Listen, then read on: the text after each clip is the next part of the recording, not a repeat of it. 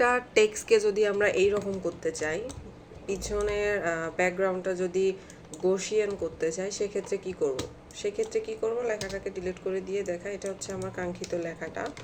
তো এরকম একটা টেক্সট আমরা লিখে নিব, দেন এটাকে কপি করব, কন্ট্রোল-C কন্ট্রোল-F দিয়ে এটার স্ট্রোকটা বাড়াই দিব।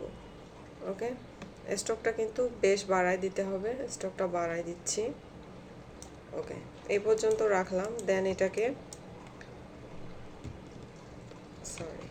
এটাকে হাইড করলাম এবং নিচে যে লেখাটা আছে সেটাকে আমরা অ্যারেঞ্জ করে উপরে তুলে দিলাম। ওকে, এবং এর কালারটা চেঞ্জ করে দিচ্ছি।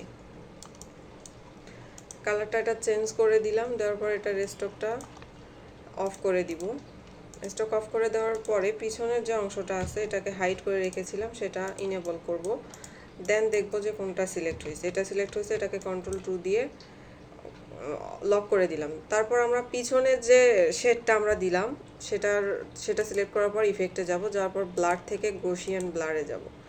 যাওয়ার পর এখান থেকে রেডিয়াসটা কমায় বাড়াই দিলে কিন্তু আমাদের লেখাটা চেঞ্জ হয়ে যাবে। ওকে, তো আমরা মোটামুটি এইরকম রাখতেছি। এই যে এইভাবে কিন্তু আমরা টেক্সটের ব্যাকগ্রাউন্ডের গসিয়ানটা চেঞ্জ করতে পারি। ওকে।